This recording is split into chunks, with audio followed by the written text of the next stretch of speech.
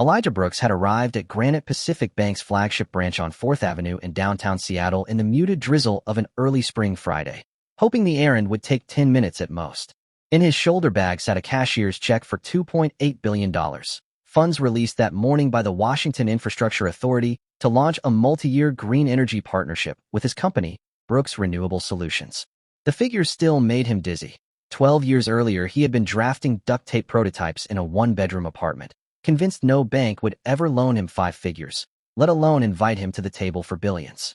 Now the money was real, and all that remained was a straightforward deposit into the corporate treasury account Granite Pacific had courted so aggressively.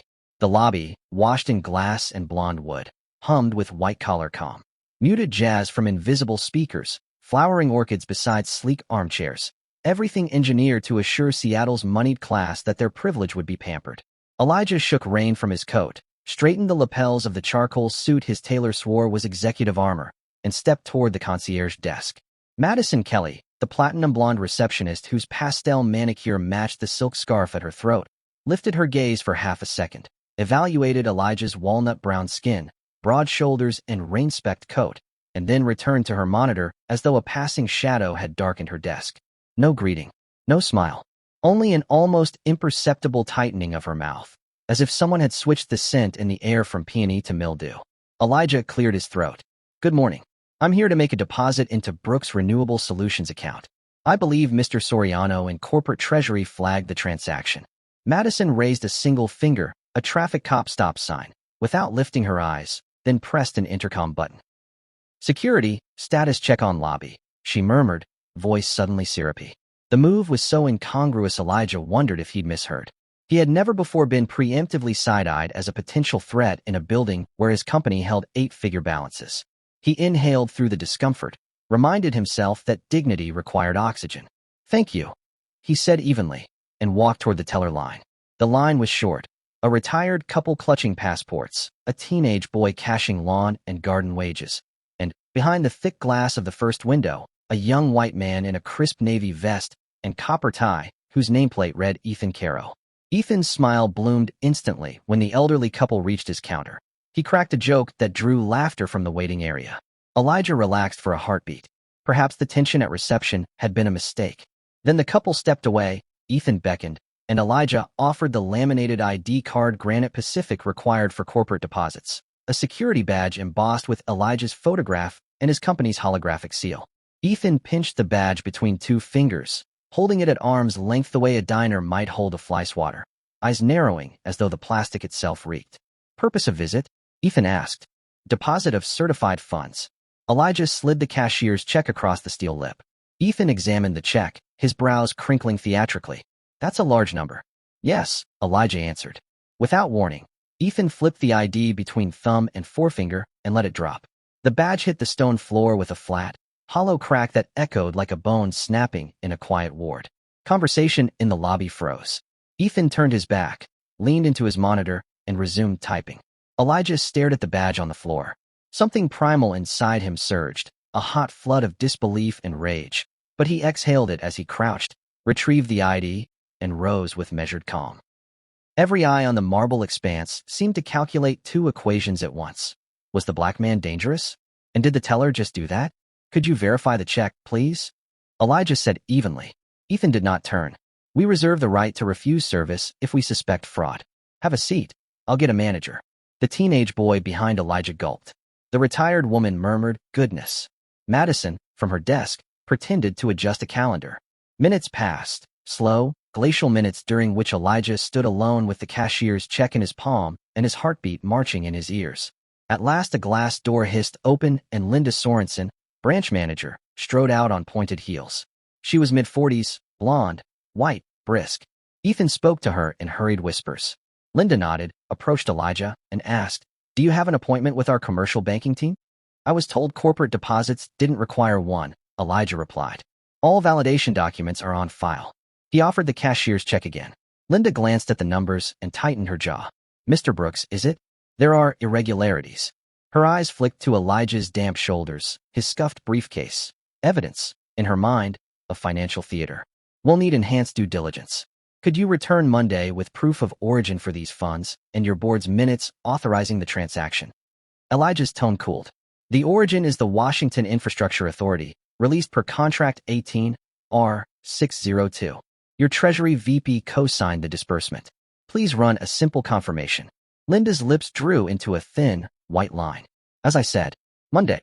She pivoted, and in the pivot her heel skidded on the polished floor, a tiny surrender to physics that betrayed her veneer of control. She corrected, straightened, and marched away, Ethan trailing.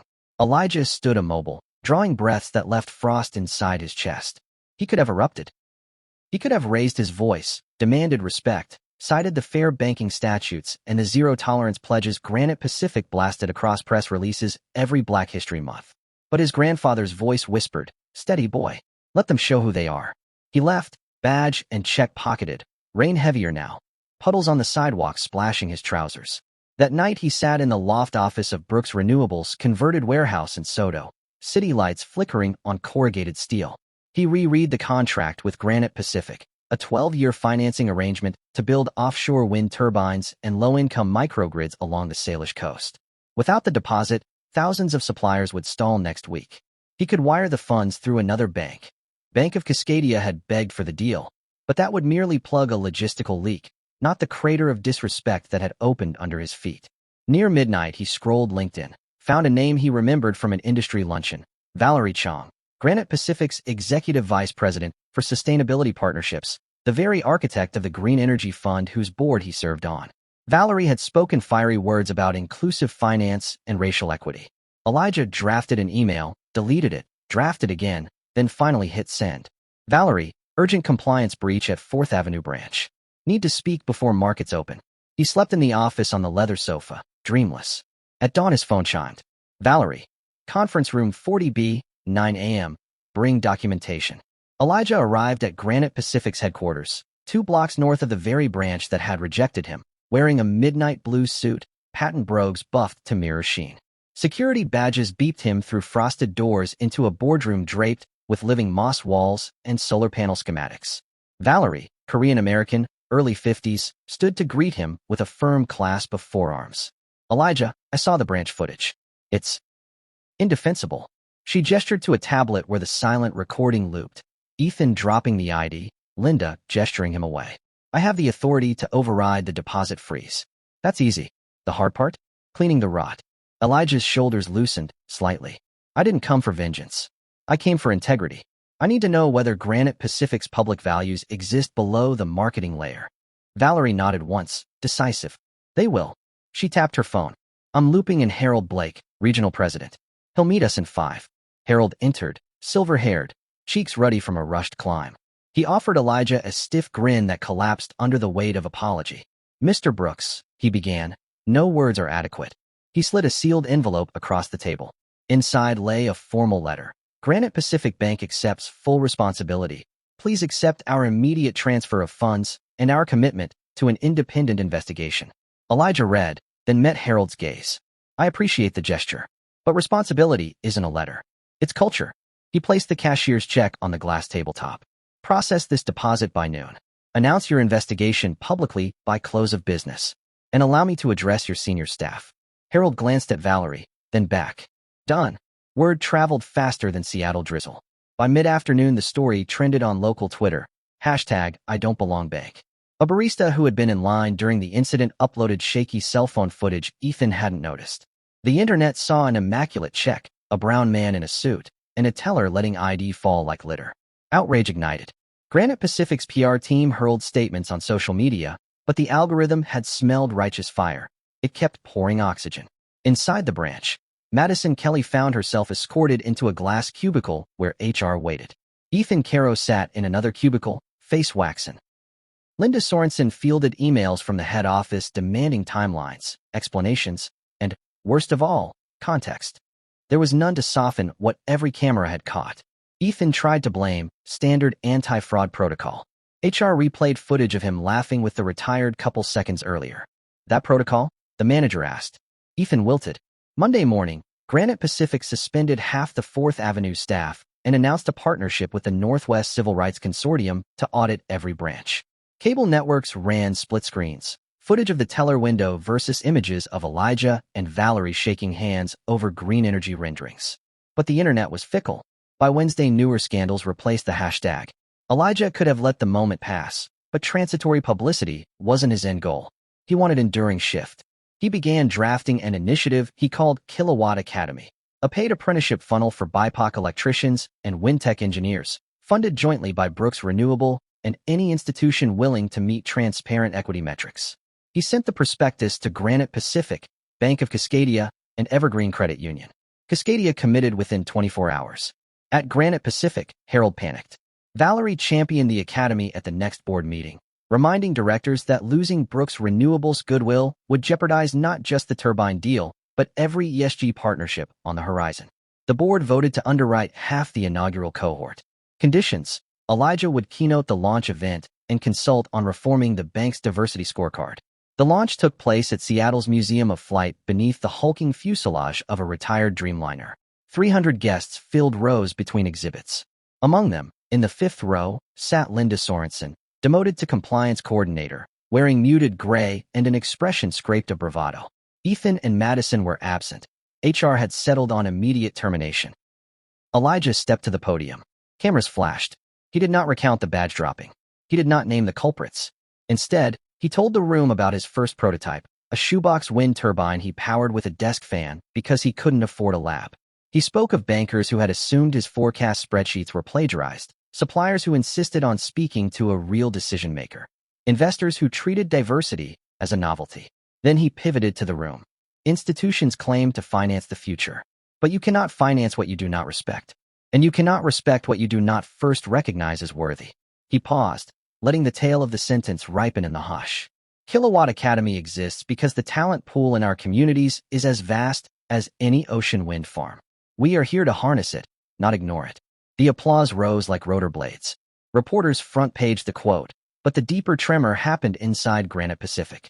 Harold commissioned anonymous staff surveys. The numbers were grim. Minority employees rated the bank's inclusion culture 48 out of 100. White employees rated it 87. Harold grimaced, recognizing the canyon he had been blind to. Over the next months, an external firm dissected the branch's operations. They uncovered that Linda had suppressed 3 prior discrimination complaints to maintain her zero-incident KPI. Her demotion became termination. In her exit interview, she cried, confessing that the job's metrics had felt like a vice. Any fraud loss docked her bonus. Any compliance flag slowed promotion. She had chosen denial as career triage. HR noted every word. Madison applied at a rival bank. Their background check flagged her role in #IDon'tBelongBank. They rescinded the offer. She retreated to Gig Harbor, tending her grandmother's antique store, where, months later, she would write Elijah a handwritten apology admitting that fear of downtown crime had fused with bias to paint him as a threat the second he walked through the door. Ethan, spooked by public shaming, fled Seattle to live with an older brother in Montana. There he worked at a credit union whose client base was largely Native American ranchers. For the first time, he was the outsider. Microaggressions aimed at him. Jokes about coastal big shots carved channels of empathy he'd never possessed. He enrolled in an online social justice coursework, determined to exit the tunnel different than he had entered. Meanwhile, Kilowatt Academy's first cohort, 25 apprentices from Rainier Beach, Tacoma's Hilltop, and Yakima tribal lands, donned hard hats emblazoned with a lightning bolt fist logo and began training at Brooks Renewable's fabrication yard. Local news aired segments of a young Latina mother learning to calibrate crane lifts, a Duwamish descendant splicing fiber optics, a formerly incarcerated Marine veteran wiring turbine controllers. Each story chipped at stereotypes that had for decades couched renewable energy careers as the domain of pale, Ivy-educated idealists. Late November brought a gale off Puget Sound that rattled crane cables and battered scaffolding at the offshore staging platform. Elijah rode a charter boat with engineers to inspect the moorings. Whitecaps slapped gunnels. Gulls screamed overhead. Halfway across the swell, he received a text from Harold. Board ratified revised equity charter. Academy endowed for 10 years. Need your counsel on next steps. Elijah pocketed the phone, leaning into the salt wind. The turbines under construction in the distance looked like luminous staves of a giant harp rising from gray water. He thought of his grandfather, a longshoreman who never dreamed his grandson would command billions. He thought of Ethan in Montana, maybe reading Ibramex, Kenny by a fireplace, of Madison dusting tin toy ships in a quiet shop, of Linda confronting her mirror without the armor of title. He did not wish them ruin. He wished them revelation.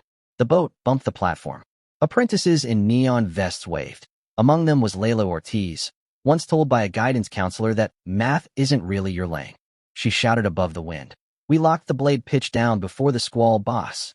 Elijah laughed, heart swelling, and shouted back, then let's make the squall pay rent. 2 weeks later, Granite Pacific's auditorium hosted an event unlike any in its 110-year history, a public reckoning forum titled Banking on Trust. The stage held 4 chairs, Valerie, Harold, Elijah, and, at Elijah's insistence, a surprise guest, Ethan Caro, who had flown in unannounced. Gasps rippled through employees when they recognized him. Ethan's voice shook as he told them what it felt like to be despised in a small Montana town and how that mirror forced him to face himself. No excuses, only confession. Elijah listened, then addressed the room. Accountability is not a guillotine. It is an engine, painful ignition, forward motion. But fuel alone isn't enough. You need maintenance, you need diagnostics. Today is a start. Cameras streamed the event live. Social media, always hungry, devoured the clip of the former teller apologizing on stage beside the man he had humiliated.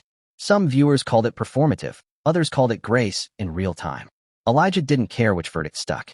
He cared that inside the bank walls, hundreds of employees were learning to calibrate their conscience as precisely as a turbine blade. By the following spring, Kilowatt Academy's second cohort doubled in size, funded also by Bank of Cascadia and 3 California utilities. Granite Pacific published quarterly metrics. Minority representation in management up 9%. Pay equity gap shrunk 4%. Staff inclusion score rose to 74. Stock analysts noticed another number. Renewable energy financing revenue up 18% year-over-year, thanks in no small part to Elijah's projects. The market rewarded morality draped in profit. One May afternoon, Elijah strolled the Highline Canal Trail overlooking Elliott Bay. His phone buzzed. A new email, subject line, "Thank you, you don't know me." He opened it. A junior analyst at Granite Pacific wrote that she had intervened when a colleague mocked a Somali client's accent. She credits the Kilowatt Academy stories for giving her courage. Elijah paused, let the sea breeze fill his lungs, and realized the story had outrun him. It was writing its own sequels in offices he'd never visit. That night he stood on his apartment balcony as the city glowed violet under dusk. He thought back to the moment Ethan dropped his ID, the crack of plastic on stone, the quicksand hush. That act, meant to tell him he was nothing, had instead cracked open a vault of possibility. For electricians who looked like his cousins, for bankers learning to unlearn, for a corporation discovering conscience. He raised a glass of Pinot in silent toast to the strange alchemy of humiliation transmuted into power, discrimination into design, silence into symphony. Beneath him the city traffic hummed like turbine rotors, steady, relentless, eager to convert the raw wind of change into light for every window.